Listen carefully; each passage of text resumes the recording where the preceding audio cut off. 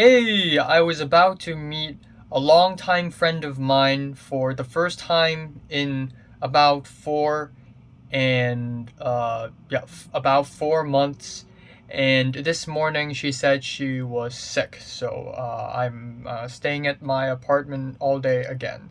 What's up? It's the Culture Detective here, investigating your favorite TV shows. And today I'm going to be doing a TV review on House of Cards Season 3.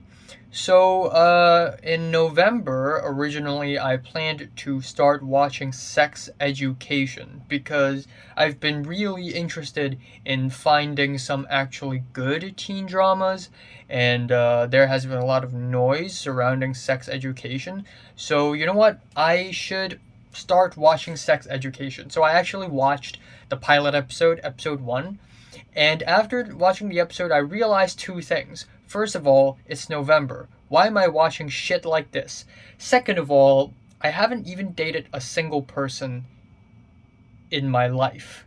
So, like, I feel like movies and TV shows are a great medium. Don't get me wrong, but sometimes you just gotta have to ignore certain movies and TV shows and skip them simply because you don't want to spoil the experience for yourself. So I've never dated anyone, and I've already seen plenty of shows and movies about romantic relationships, and I feel like I should try to avoid them as much as possible because I feel like by watching those things, they're gonna spoil my first experience, and it's better to enter these experience completely clean. So I know that sounds really weird. As you can tell, I'm a huge cinephile. I value the art of filmmaking over many things in life, but I honestly think that for certain occasions, like dating someone, marriage, or even death and loss, those are things that I should experience myself first before I truly dig deep in movies. So there's that.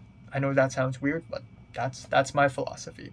So instead, I decided to watch House of Cards because I love political thrillers, and House of Cards is really good.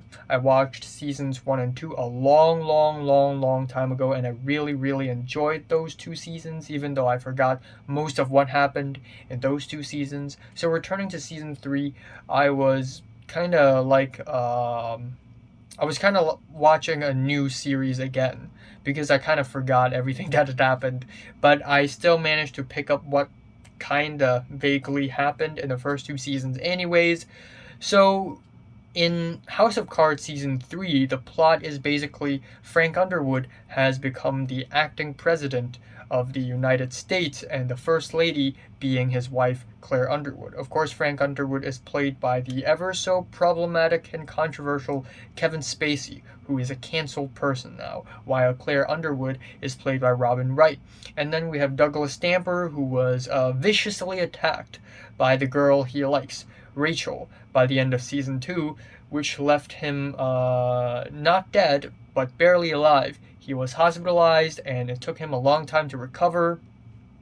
And he is Douglas Stamper, who is one of the most loyal person to Frank Underwood. And then we have Chief of Staff, who is Remy Danton, played by Mahershala Ali. He is amazing. And then we have Seth, who is a spokesperson. And then we have a bunch of reporters, and then we have Gavin, who's played by Jimmy Simpson, and he works for the FBI. And so Douglas Stamper wanted Gavin to help him find Rachel, and that's basically season 3. And there are a couple of things that kind of thread throughout the whole season 3. First of all, we have the building, boiling tension between USA and Russia.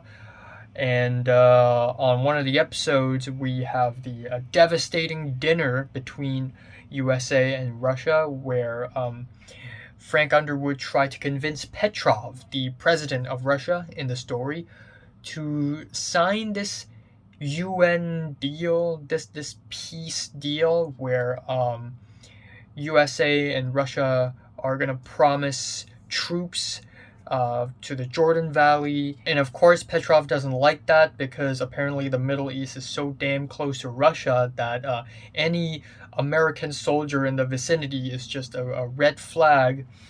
But yeah, so there's that. But Petrov is just as ruthless, just as evil, just as manipulative, and just as unpredictable as Frank Underwood. So Frank Underwood has pretty much met his match in this season. On top of that, we also have the re-election for the president in 2016.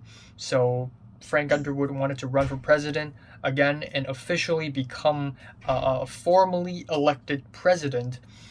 But of course, he is met with a lot of competition as well, including political rivalry Heather Dunbar. And that's basically season 3. So, first of all, season 3 is way more different than seasons 1 and 2. In seasons 1 and 2, of course, Frank Underwood was not president, but he is basically a very evil and manipulative and ruthless man who has a lot of plans, who is very calculated, and he basically outsmarts everyone. There's a lot of mind games going on in seasons 1 and 2, but in season 3, he's so much weaker.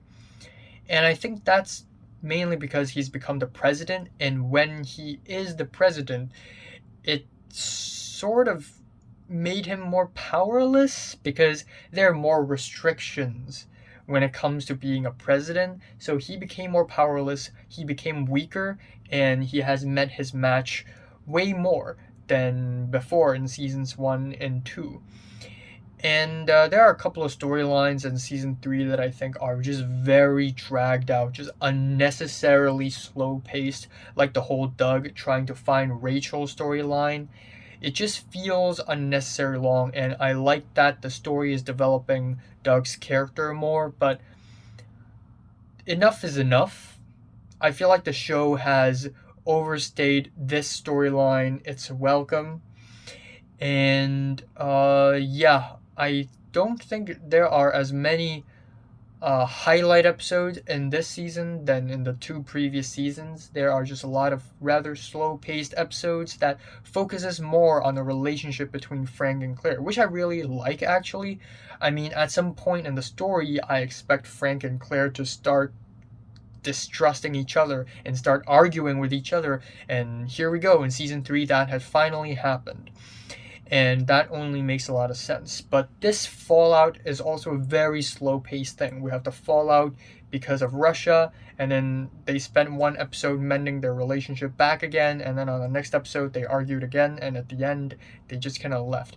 And again, I like that the story is dragged out enough to make it seem really plausible, like how, Frank and Claire argued, and then they mended their relationship and forgave each other on the next episode. So if they actually completely forgive each other and love each other until the end of the story, then it would be kind of dumb, because one episode is not enough to mend a relationship.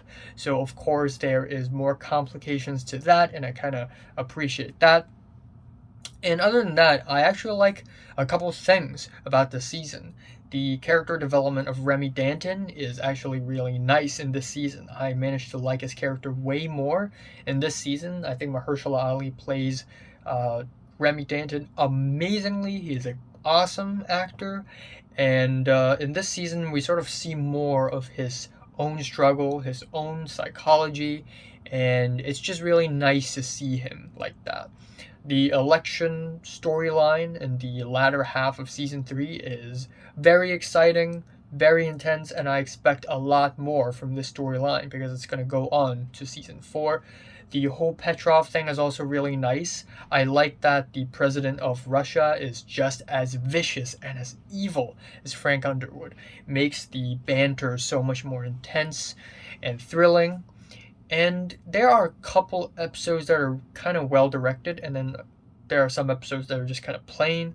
There's an episode, I think it's episode 4 or maybe 5, but an episode where Douglas Stamper offered to help Heather Dunbar.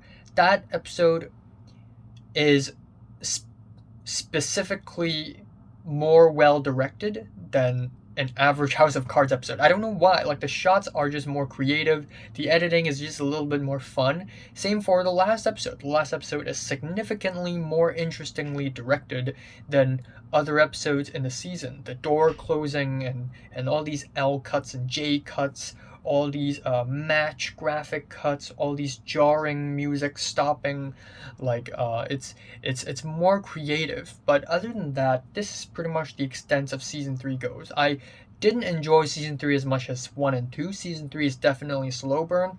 But that being said, though, I don't hate season 3. There are still a lot of redeeming qualities about season 3. There's still a lot of very interesting and intricate and layered storylines that I like. There's a whole storyline with this writer, Tom Yates, who was hired to write a book for Frank Underwood, a propaganda book, and this whole development is actually pretty interesting, how he's trying to get into Frank Underwood and how Frank Underwood actually doesn't like being gotten into.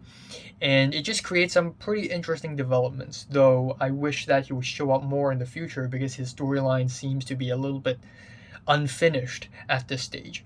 So, yeah, that is all I have to say about House of Cards Season 3. I like it. But I just don't think it's as great as 1 and 2. I'm giving House of Cards Season 3 a strong 7 out of 10. So, have you watched House of Cards Season 3 from 1 to 10? Which is rate it, like, and subscribe if you want more. And thanks for watching. Succession Season 3 up next. I'm gonna watch that tonight.